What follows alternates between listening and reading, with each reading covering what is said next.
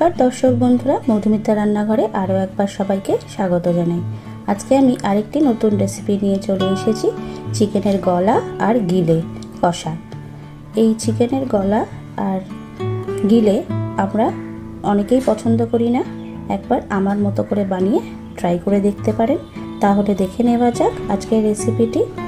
এখানে আমি কড়াইতে বেশ কিছু পরিমাণ তেল নিয়ে নিলাম, তাতে একটা বড় সাইজের আলু কুচি করে রেখেছিলাম, সেই আলু কুচিটা দিয়ে দিলাম।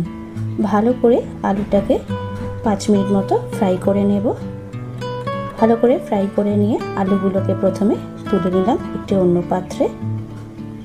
ফোড়নের জন্য এখানে দিয়ে দিলাম দারচিনি, এলাচ আর লবঙ্গ। কিছুক্ষণ এগুলোকে একটু ফ্রাই করে নিলাম। তারপর এর মধ্যে বড় সাইজের একটা পেঁয়াজ কুচি করে রেখেছিলাম, সেই পেঁয়াজ কুচিটা দিয়ে দিলাম। ভালো করে পেঁয়াজ কুচিটা 7-8 মিনিট ধরে ফ্রাই করে নেব একটু লাল করে।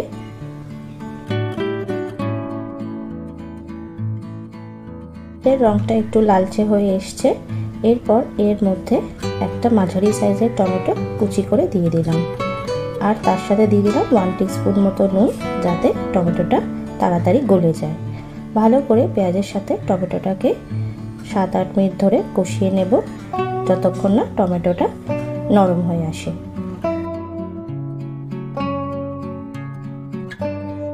এরপর এর মধ্যে দিয়ে দেব 1 টেবিল স্পুন মতো আদা রসুন বাটা। আদা রসুন বাটা দিয়ে ভালো করে আরও কিছুক্ষণ এটাকে কষিয়ে নিতে হবে, যতক্ষণ না আদা রসুনের কাঁচা গন্ধটা চলে যায়। ভালো করে কষিয়ে নিয়েছি, তেলটাও অনেকটা ছেড়ে দিয়েছে। এরপর এর মধ্যে এক এক করে মশলাগুলো দিয়ে দেব। এর মধ্যে আরও 1 টিস্পুন মতো নুন, আর তার সাথে 1 টিস্পুন মতো হলুদ গুঁড়ো, আর 2 টিস্পুন মতো লঙ্কার গুঁড়ো, আর তার সাথে দিয়ে দিলাম 1 টিস্পুন মতো ধনে গুঁড়ো আর 1 টিস্পুন মতো জিরের গুঁড়ো। ভালো করে এটাকে এবার কষিয়ে নেব। সামান্য জল অ্যাড করে দিলাম। মশলাটাকে 10 মিনিট মতো কষিয়ে নেব, যতক্ষণ না মশলার কাঁচা গন্ধটা চলে যায় আর মশলা থেকে তেলটা ছেড়ে যায়। এরপর এর মধ্যে দিয়ে দিলাম গলা আর গিলেগুলো। মশলার সাথে এগুলোকে ভালো করে কষিয়ে নিতে হবে, তাহলে এগুলোর মধ্যে মশলাটা ঢুকে যাবে আর এটা খেতে আরও ভালো হবে। ভালো করে এটাকে আমি 10 মিনিট মতো কষিয়ে নেব।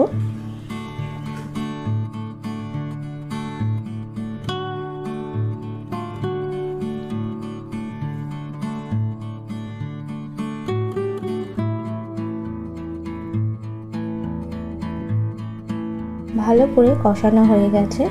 এরপর এর মধ্যে ভেজে রাখা আলুগুলো দিয়ে দেব। আলুর সাথেও এটাকে আরও মিনিট 5 মতো কষিয়ে নেব, যাতে আলুর মধ্যে মশলাগুলো ভালো করে ঢুকে যায়।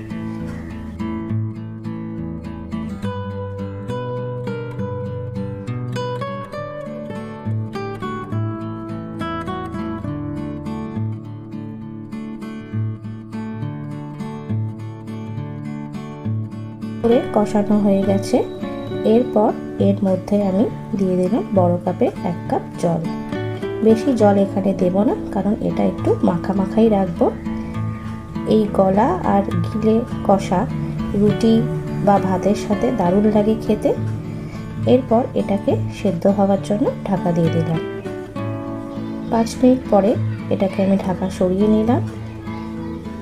আলুগুলো সেদ্ধ হয়ে গেছে আর চিকেনের গলা আর গিলেগুলো সেদ্ধ হয়ে গেছে।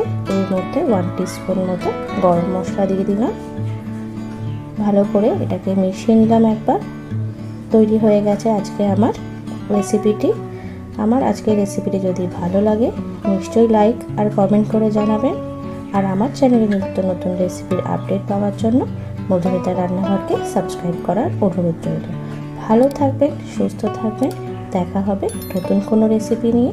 আজকের মতো বিদায় নিচ্ছি। ধন্যবাদ।